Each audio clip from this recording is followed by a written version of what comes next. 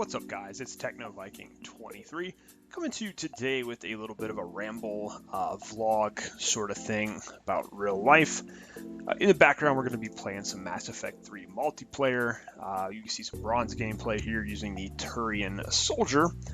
But actually, I don't really do these too often because, number one, my life is just really not that exciting. There's not really a whole lot for me to talk about all the time when it comes to real life. I mean, other than the last few weeks where I've been looking for a job, normally I go to work, I come home, do social stuff with friends, go to the gym, and then that's pretty much it. Play some video games, make a video now and then, but really nothing major happens in my life.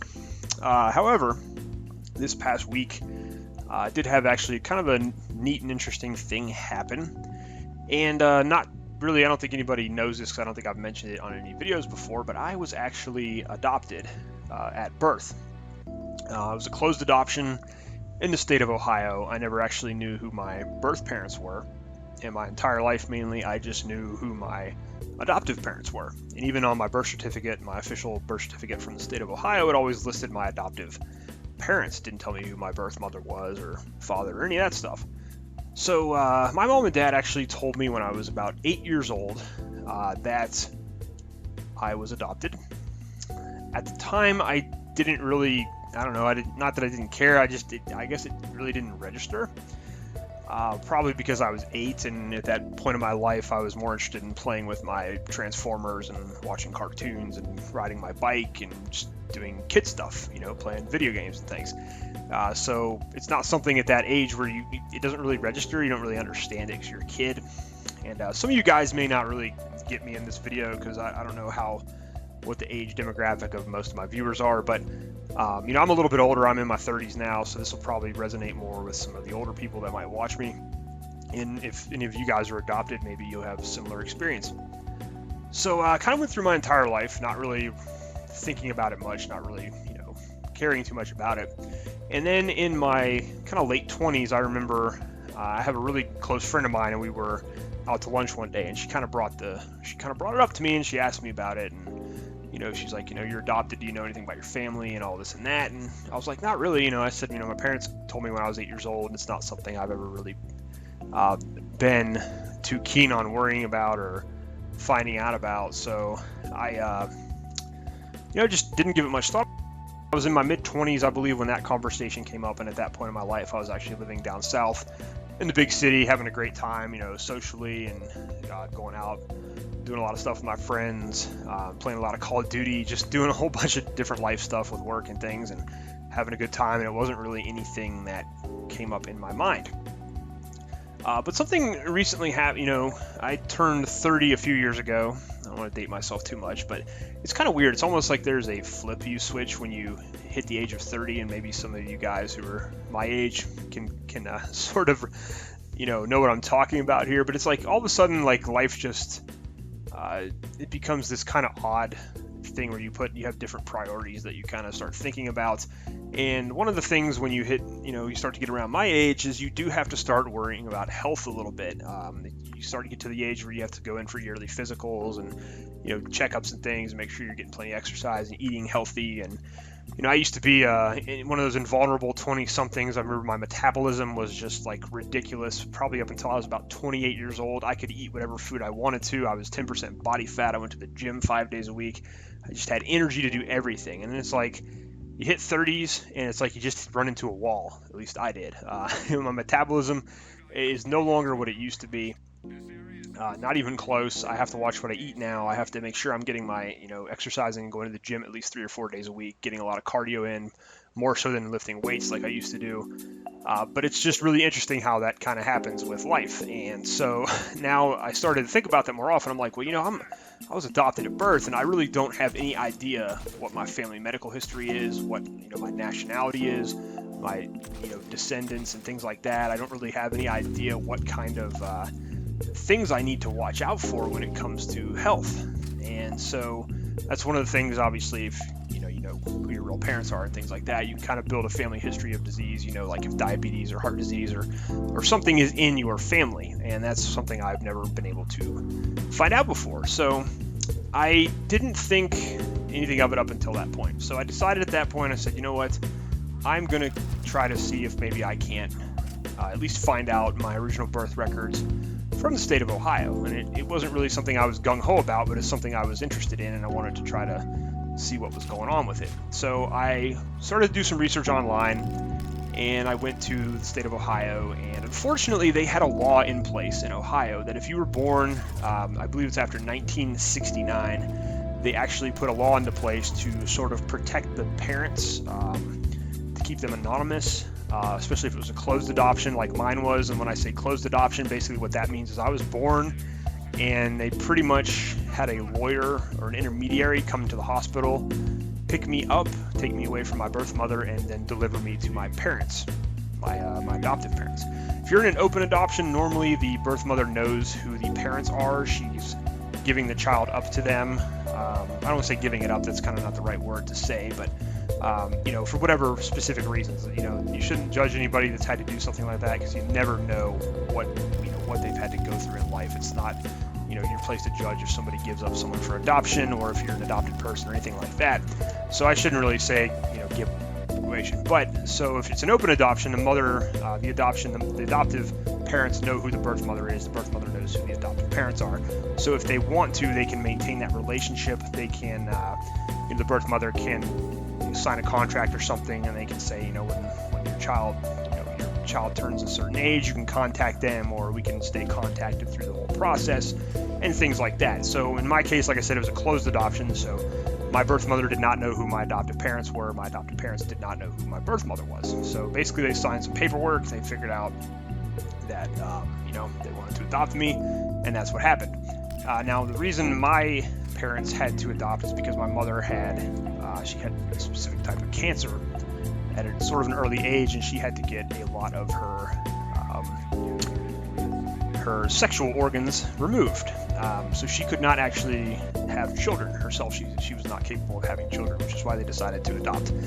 So, all right, long story short, anyway, so I got into this thing, and I find out there's this law in Ohio where if you were born after 1969, all those records are sealed by the court, and you cannot just go and look at them. Normally, I'd be able to go to Columbus, which is the county seat where I was born, and I'd be able to go to the courthouse and basically go to the death and birth records area, and I'd be able to put in a form and fill it out, and they'd be able to tell me all that information. But since my birth date fell under that law, none of that information is public record. So even if I went there and wasted all that time, the only thing I'd be able to see is still that, these are your birth parents, and it would still say my adoptive parents on my official birth certificate.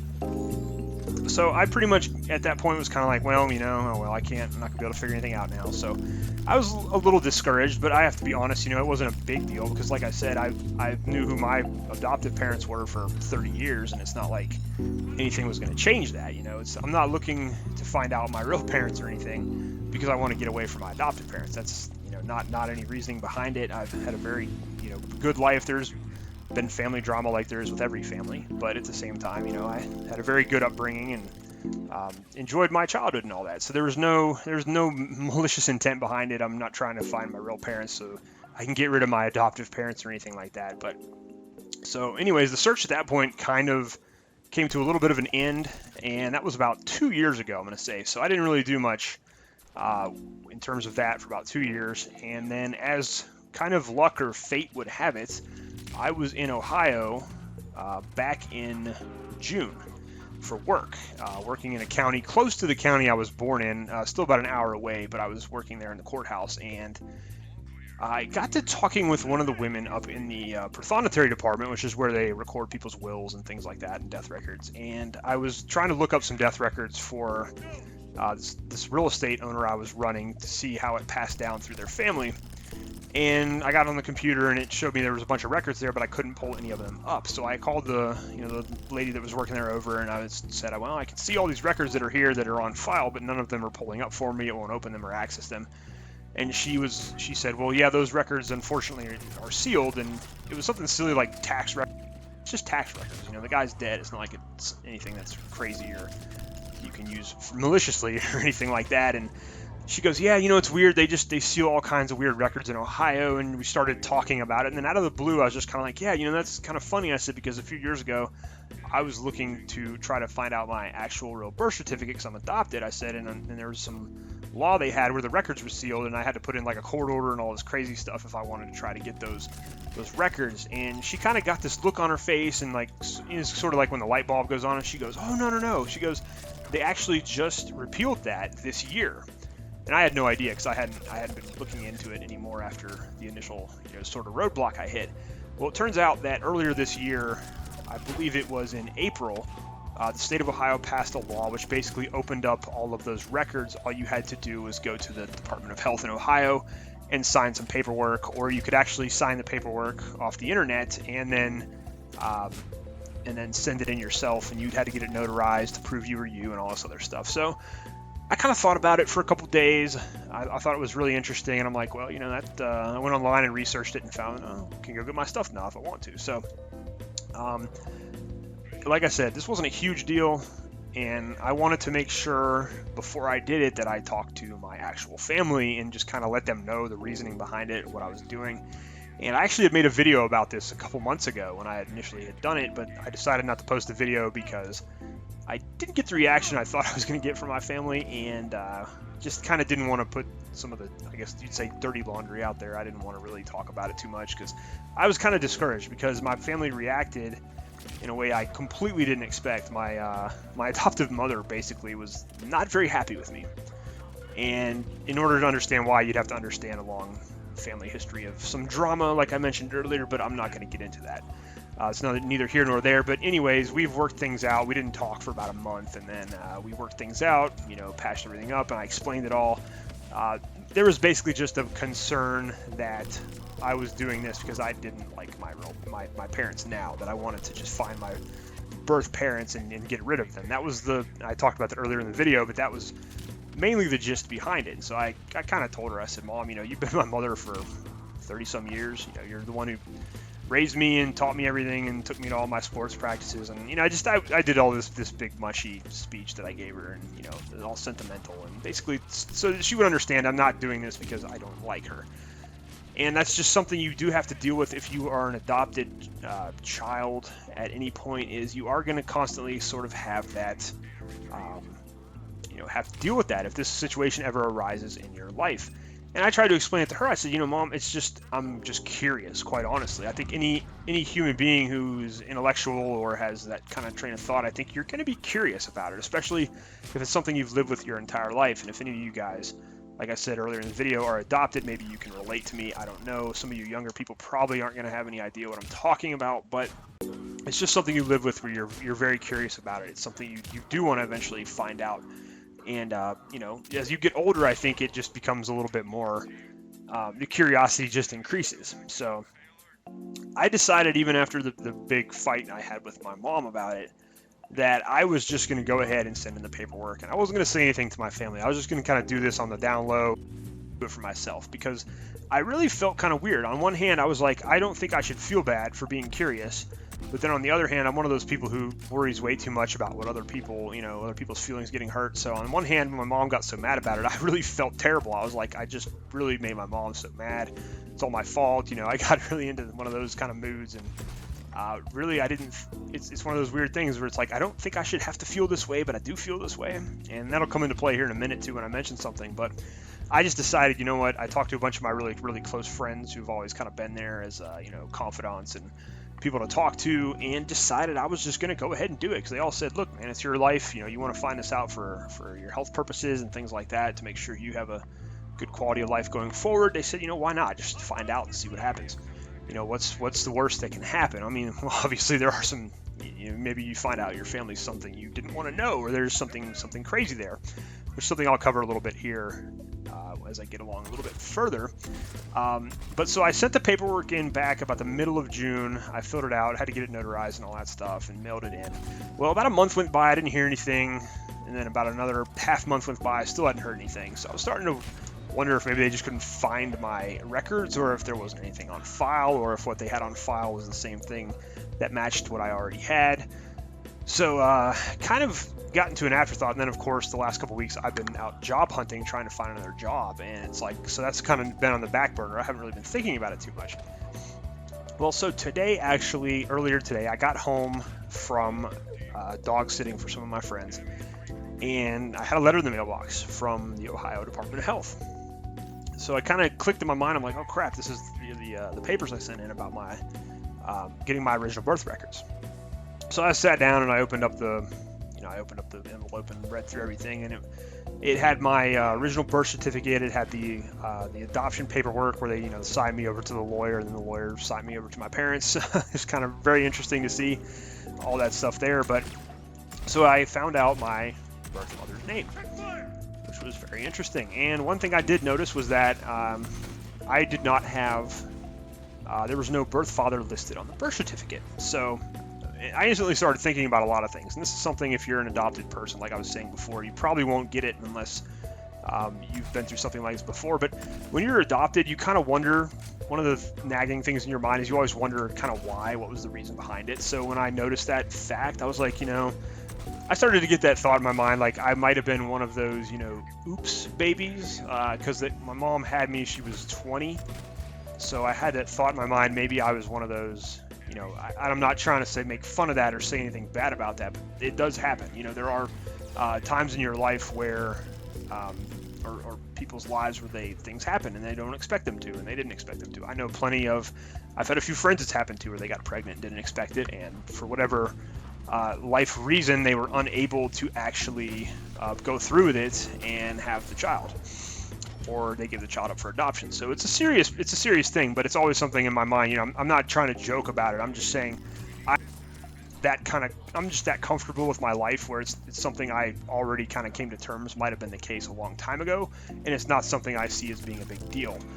It's not something I had to hold against anyone if that's what happened. And like I said, I've come to terms with it a long time ago. So when I say that, like, oops, baby, I'm not making fun of it. I'm not trying, I'm just saying that like in the context for which I've already thought about it. So that was one thing I worried about. I said, I wonder if maybe that was something I instantly thought of when I saw that on the birth certificate. But then, of course, curiosity kind of took over. And as part of my job that I do, dealing with public records and things, there's all kinds of different websites I use to try to, sometimes I have to track down people that own property to have them sign various forms or other things.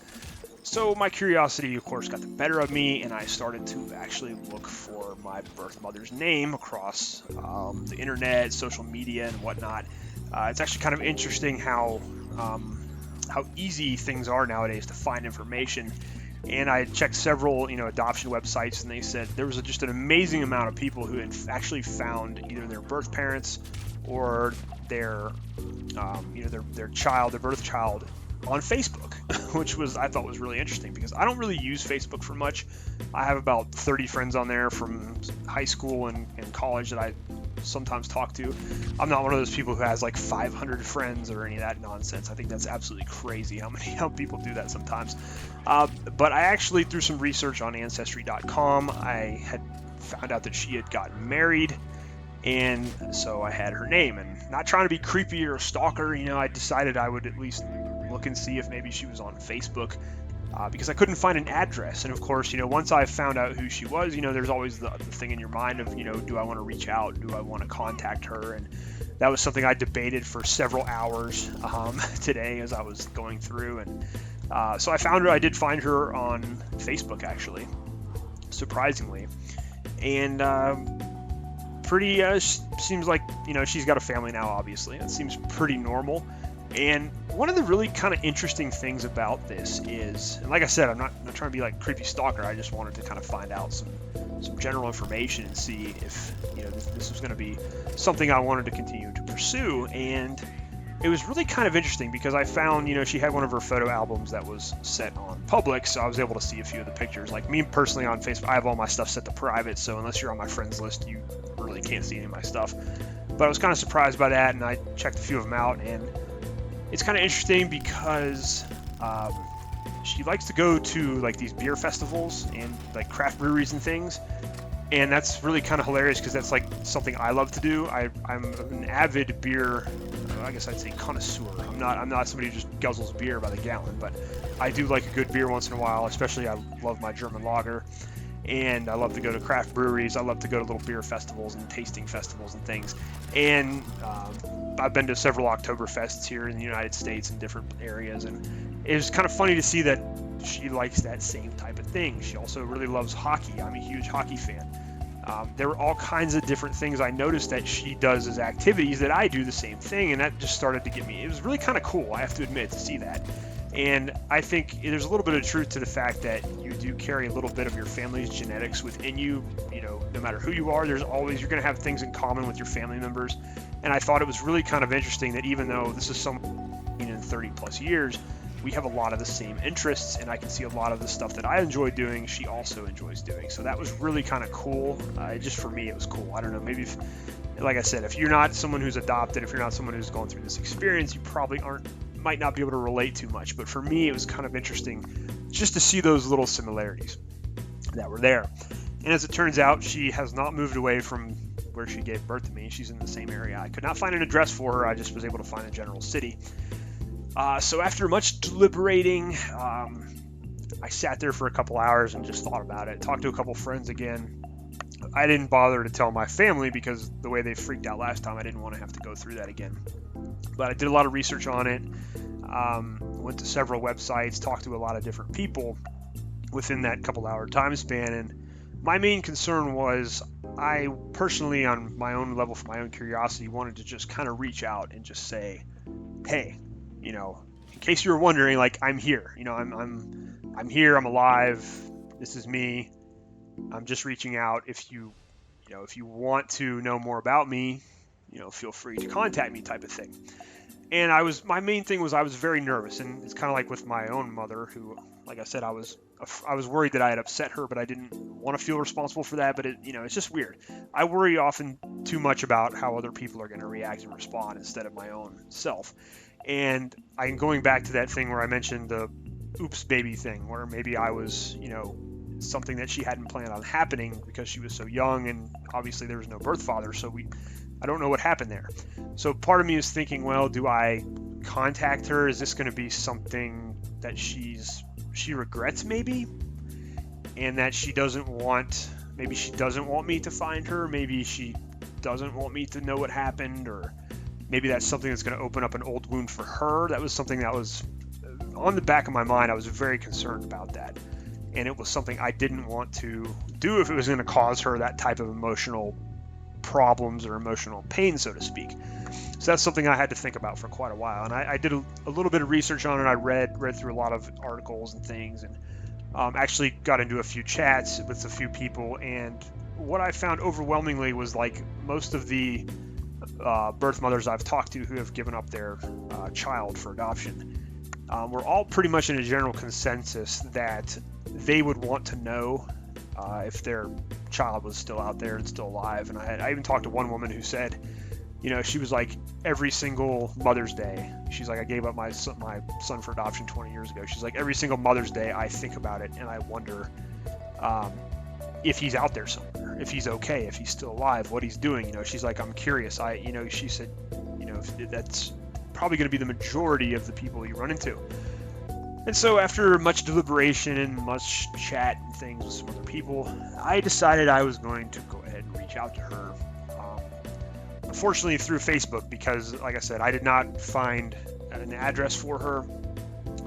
I really wanted to kind of write like a handwritten letter out, kind of introducing myself and just, you know, a small like token gesture type thing, and mail it to her. I thought that would have been maybe a little bit more formal, but I couldn't find that, so I sent her direct message on Facebook. And like I said, I basically just said, you know, my name is so and so, and this is when I was born, and judging by the records, I'm pretty certain that you're my birth mother. And you know, I kind of said, you know, this may come as a shock. I know it's been 30 years. It may be something out of the blue. I said, you know, I'm not trying to cause any kind of emotional strain or stress.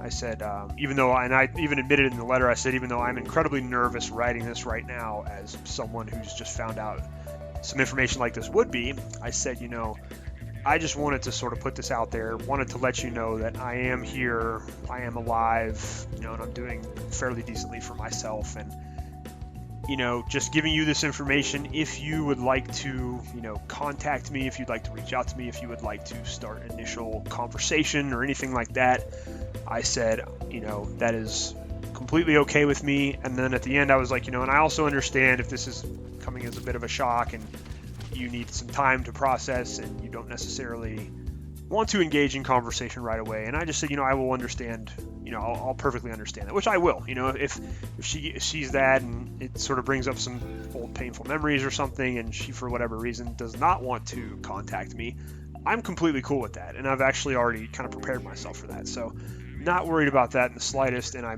said that there in the little message I wrote to her, and gave her my email address and contact information if she wanted to get a hold of me. And, well, that's that so far. So gonna see if I hear anything back. And if I don't hear anything back, I'll probably I'll just drop it and leave it at that. I was able to find out some other information just from like Ancestry.com. Like I know who my grandparents were, like my, I guess they can call my birth grandparents, I don't know, or half grandparents. I don't know how that works. But I know that my grandfather has passed away and that he did have a type of bone cancer. So I know that's at least one thing I probably will have to watch out for. And found out some really interesting things like like I said, half grandfather, I guess. He actually was a limousine chauffeur for Barbara Bush, which I thought was really kind of interesting. So very, very cool, very interesting things have been happening lately, at least in that aspect of my life. So like I said, I don't really do this type of content too often because, there's just not a whole lot about me that's interesting to talk about in a video log. So that's pretty much it, guys. I would love to, hear your comments and thoughts on this, especially if, like I said, if you are someone who is adopted, or if maybe you're an adoptive parents or birth parents or something. If I never know who my audience is, so you guys might be people that listen to me. I don't know. But if so, I would definitely enjoy hearing from you, hearing your thoughts, especially if you're someone who's maybe you're adopted and you've thought about looking for your own birth parents. Let me know about your experience. But like I said, if you're some of my younger viewers, you may not be able to really relate to this too much, but I understand that. So I'm not expecting a whole lot of comments on this or reviews or anything, but like I said, I like to update when crazy things happen in life, kind of like the job situation. But thought this would be a very interesting thing to talk about, and it's just something that's been on my mind all day today, and I've had a lot of nervous energy with it. So for me, a lot of the times, it helps me to just talk about something to kind of get it out of my system. So a little bit of that here. That's pretty much it, guys. I just wanted to kind of get that out there, and yeah, it's going to be interesting to see. Of course, if anything major happens, if I do hear back, if anything like that goes on, I'll probably let you guys know in a similar video. But like I said, if nothing happens, I at least have the peace of mind now of knowing and kind of knowing that medical history and things. I can at least have a little bit of a baseline for that kind of stuff now. But I've at least got that peace of mind that I know. So that's pretty cool. Anyways, guys, that's going to do it for me in this video. Hope you guys enjoyed this little kind of video log ramble type thing. Hope you guys are having a great weekend, and I will see you again next time.